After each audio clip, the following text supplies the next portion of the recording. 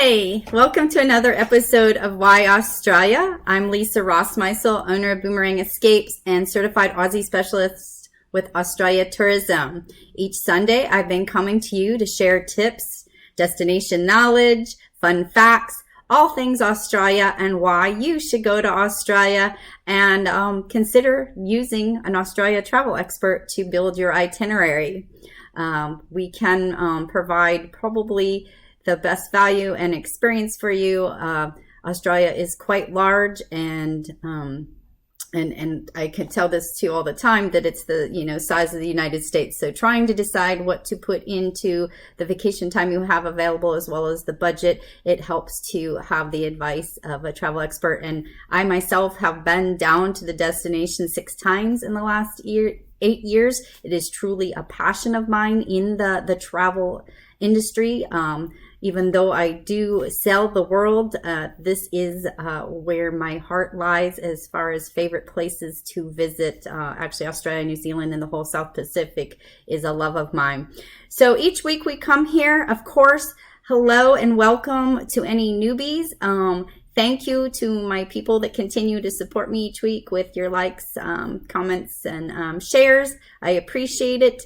And one of the things we like to do is share some Aussie Lingo, which I'll get to in 1 second. I just want to remind you, if you have any questions, need further information on the destination, please use the comment section below. Feel free to private message me or even email lisa@boomerangescapes.com.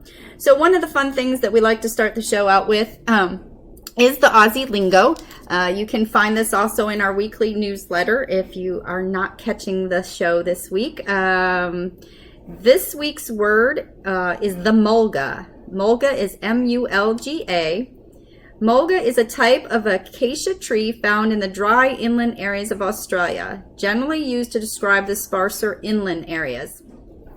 So in Australia, most of the population does live on the coastland, so the outer regions and the desert area that we actually spoke about a few weeks ago, Northern Territory, very light population, desert-like conditions, so not a lot, as it says, very sparse inland area. So that's our word. And funny enough, the topic for today, we've kind of alluded to it. We've been talking about wildlife the last couple of weeks because wildlife is certainly one of the biggest requests I get for the region. Australia, of course, has some of the most unique wildlife that exists nowhere else but in Australia, at least in a native capacity. I know some zoos now do have some of the animals, but it is not quite the same as actually being in Australia to see these unique creatures. So our word last week will actually come into play. So I don't know if you remember it. Listen and we'll bring it up. But today's topic is going to be some information and some fun facts about the kangaroo. The kangaroo, which I have a little friend here of mine, a gift I received from Australia Tourism on one of my more recent visits. So he's a cute little guy I've got here with us today. But the kangaroo happens to be one of the iconic animals of Australia. I know a few weeks ago we talked about the koala, but the kangaroo probably is even more well known than the koala. He is a symbol of Australia. He actually appears on the coat of arms. He appears on some of the currency. Qantas Airlines uses the kangaroo in their logo, as well as the Royal Australian Air Force. So he is a symbol of Australia. I'm trying to think. I think you even find him on some of the handmade things, but very well known. Kangaroos are marsupials.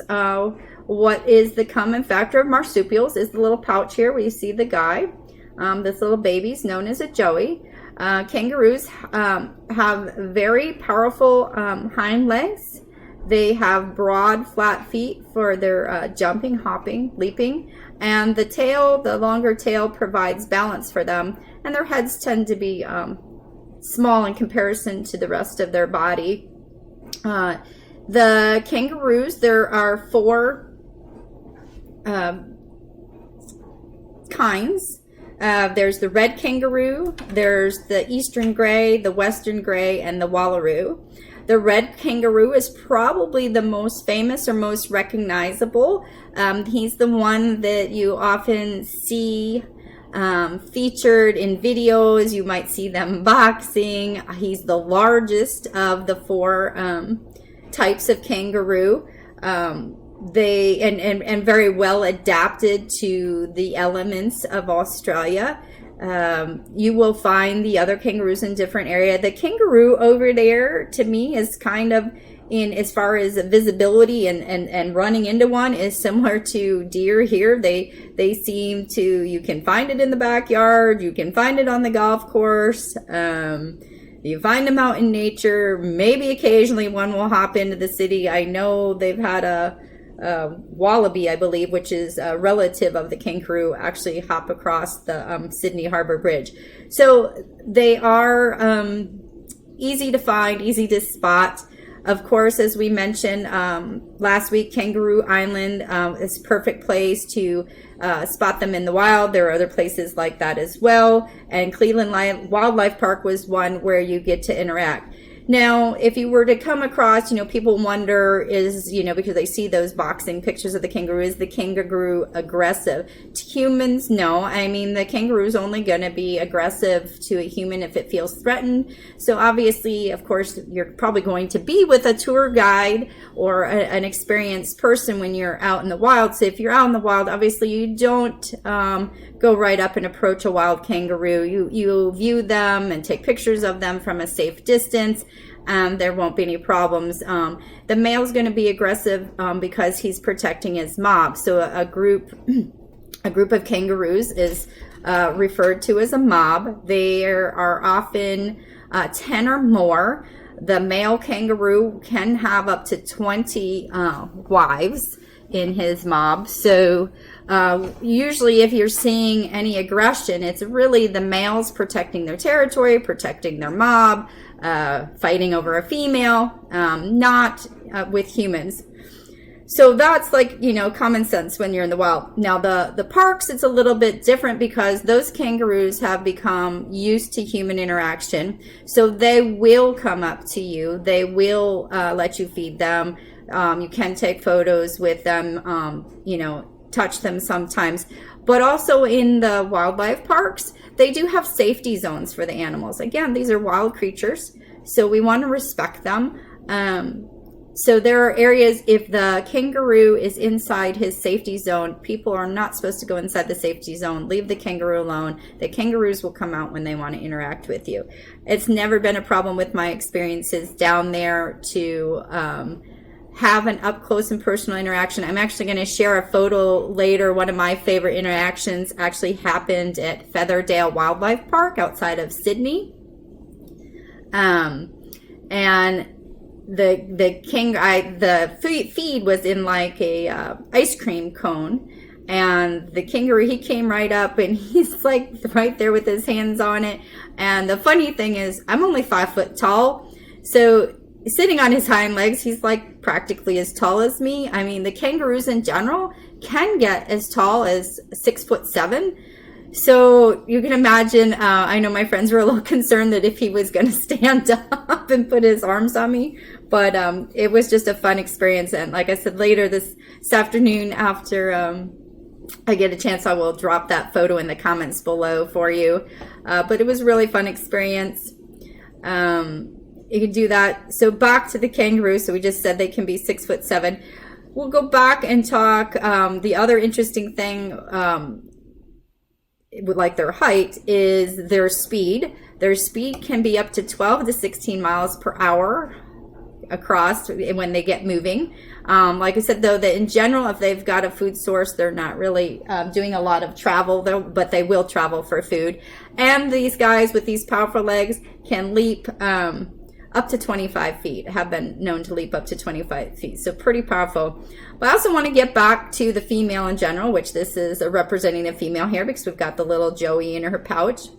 So the female basically stays pregnant in her entire life. Once she first starts having babies, she is in a constant cycle of having babies. So this little guy will stay in her pouch up to 8 to 9 months, but she can actually still have a young one that's attached to her on the outside, one in the pouch, and then an embryo that will be in waiting for the 12 months. Because as soon as this guy is big enough, hits his 9 months and comes outside the pouch, that next one develops. And when they're first developed, they're actually permanently attached to her teat for several months inside the pouch before they start poking their head, but then continue to feed like that before coming out. But she's in a constant state of pregnancy, which is probably why there's so many to see, and why I compare them to our deer here, where you just see them out and about backyards and stuff like that. Of course, I was saying the red kangaroo, you can see that they've all adapted quite well to the climate of Australia. So it really doesn't matter which region you visit, you're likely to experience a kangaroo encounter, or we can arrange for a kangaroo encounter. Again, it's your preference of which way you want to do that. I do highly recommend on any visit to Australia that you do include some wildlife experience. I think you would regret not doing it while you're down there, especially since these animals are so unique and different than anything else in the world. So I would recommend that. Pardon me.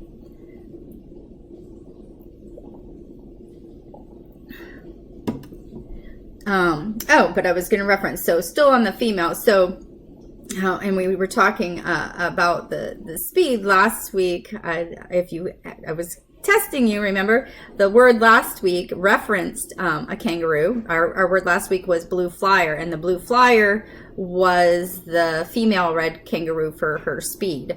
So that was blue flyer. Which other things for kangaroos, like the female can be a Jill, she can be a flyer, the male can be a boomer or a jack. So those are just some other things. I know I have a Christmas ornament that represents, it's got Santa sitting on a kangaroo, because they say that Santa's sleigh down there is pulled by 6 white boomers. So the boomers referencing the kangaroos.